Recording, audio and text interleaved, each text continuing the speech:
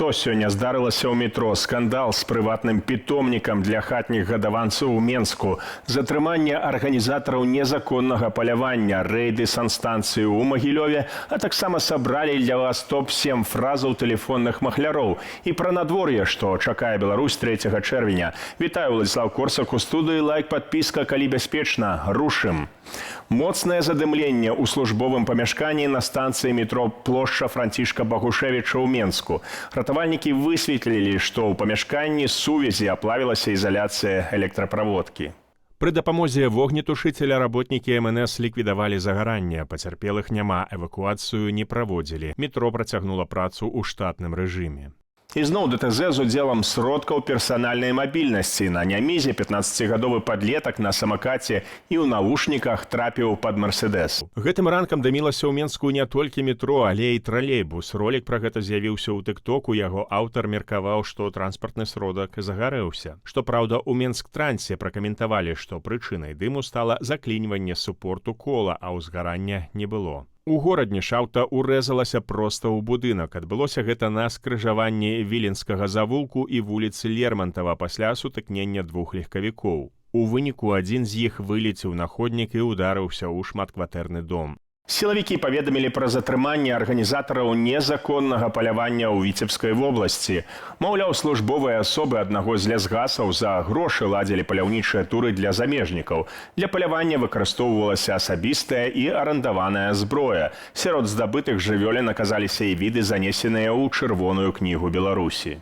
Затрыманыя 8 чалавек, 6 з іх замежныя грамадзяне. Падчас ператрусаў міліцыянты канфіскавалі зброю, больш за 500 патронаў, глушыцелі, грошы, а таксама мяса і шкуры высакароднага аленя і бурага мядзведзя. Па факце ўзбудзілі крымінальную справу, цяпер высвятляюць памер нанесенай шкоды.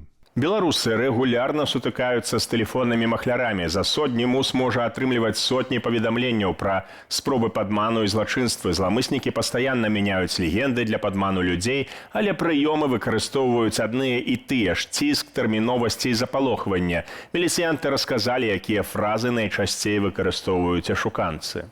Калі вам тэлефануюць і кажуць нешта падобнае да пералічаных ніжэй фразаў, то размову лепш адразу спыніць. Вашы грошы ў небяспецы. Перавядзіце сродкі на бяспечны рахунак. На ваше імя афармляюць крэдыт. Не перадавайце інфармацыю, ідзе спецаперацыя. Трэба тэрмінова задэклараваць наяўнае. З вамі звяжацца супрацоўнік банку, МУС або следчага камітэту. Прадыктуйце код з СМС для пацверджання. Калі суразмоўца прыспешвае вас, палохае крымінальнаю адказнасцю, узломам рахунку або стратай грошай, гэта адна з галоўных прыкметаў махлярства.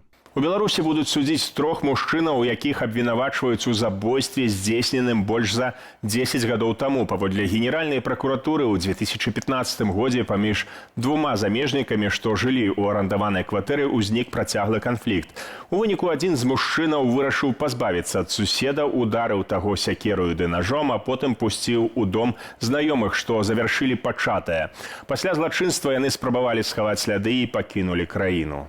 Доўгі час падазраваныя былі за мяжою, аднак нядаўна іх затрымалі. Цяпер усе трое пад вартаю. Крымінальная справа перададзеная ў суд. У Беларусі можа падаражэць гарбата. Прычына ў росце сусветных цэнаў на сыравіну. На індыйскім чайным аўкцыёне, які лічыцца адным з ключавых для рынку, за апошні месяц цана гарбаты вырасла на 21%. Асноўная прычына праблемы з ураджаем у Індыі, Кеніі і на Шры-Ланцы. Засуха прывяла да зніжэння аб'ёмаў вытворчасці. Акрамя таго, вытворцы паведамляюць пра рост выдаткаў на угнаенні і лагістыку. Пакуль пакупнікі наўрад ці заўважаць змены. У продажы яшчэ застаюцца запасы, закупленыя па старых цэнах. Але пасля іх вычарпання пастаўшчыкам давядзецца працаваць ужо паводле новых расцэнак. Як мяркуюць аналітыкі, у Беларусі гарбата можа падаражэць на 5–10%. Дарэчы, рост цэнаў закране не толькі гарбату. Раней паведамлялі, што праз рэкорднае падаражэнне какавы можа вырасці і цана шакаладу. У Магілёве падчас праверкі гандлёвых аб'ектаў і устаноў грамадскага харчавання асаблівую ўвагу санітарных службаў прыцягнула крама «Светафор» на вуліцы Вакзальнай. Там прадаваліся тавары без неабходнай маркіроўкі, пратэрмінаваная прадукцыя, а таксама прадукты ў пашкоджанай і забруджанай упакоўцы. Акрамя таго, спецыялісты выявілі размарожаныя харчовыя тавары, якія ўжо не падлягалі паўторнаму замарожванню. У выніку з абароту канфіскавалі амаль 177 кілаграмаў прадукцыі, прызнанай небяспечнаю. У Менску пасля рэзанансу ў сацыяльных сетках правяраюць прыватны гадавальнік сабак. Паводле мясцовых жыхароў жывёліны ўтрымліваліся ў неналежных умовах побач з адной з гарадскіх гімназіяў, а пах ад гадавальніку распаўсюджваўся далёка за яго межы.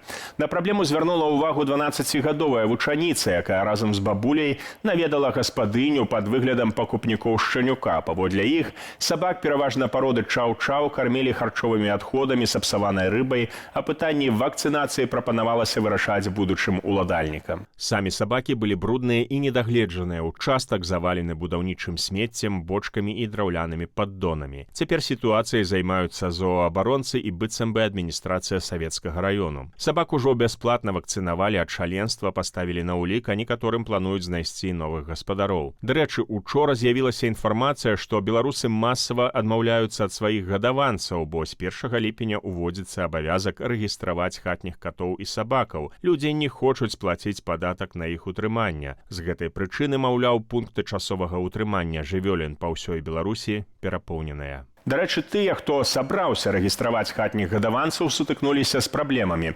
Гэтак у Гомлі ўжо другі тыдзень чакаюць адпаведных рэгістрацыйных жэтонаў для сваіх любімцаў. Жэтоны папросту скончыліся.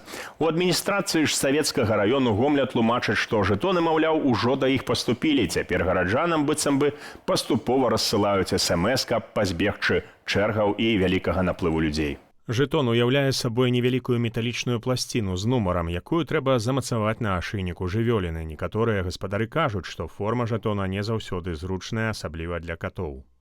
Расійская магутная атака на Украіну, якую акупанты здзейснілі гэтай ноччу, каштавала ім каля $250 мільярда. Такую ацэнку агучыў ваенны аглядальнік нямецкага выдання «Більд». За адну ноч расійскія войскі запусцілі 73 ракеты і больш за 650 дронаў камікадзе.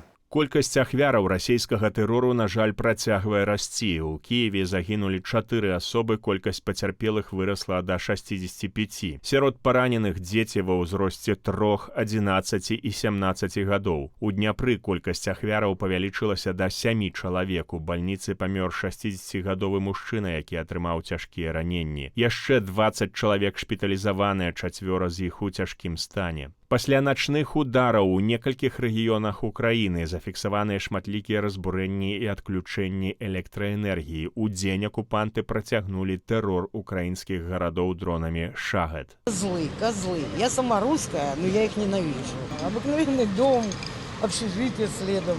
Google плануе выпусціць 32 мільёны камароў у штатах Каліфорнія і Флорыда. Але гаворка ідзе не пра небяспечную жамяру, а пра спецыяльна падрыхтаваных самцоў, якія маюць дапамагчы ў барацьбе са смяротнымі хваробамі.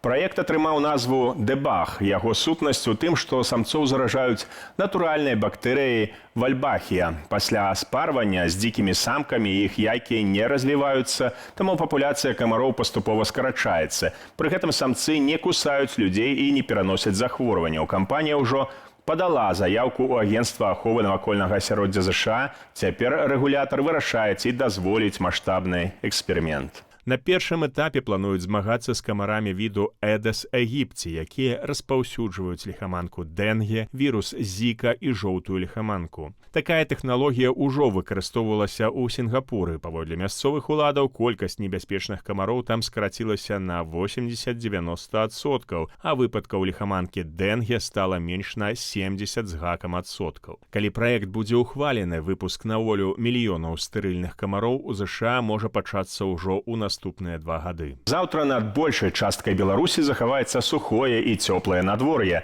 Да 26 цяпла. Толькі на поўдні краіны прагназуюць воблачнасць і невялікія дажджы. 4 і 5 чэрвеня на захадзе Беларусі магчымыя кароткачасовыя дажджы, навальніцы, град і парывісты вецер. На гэтым развітваюся, сябры, стаўце лайк і падпісвайцеся на канал. Гэта вельмі важна для прасоўвання аператыўных і незалежных навінаў. Беражыце сябе.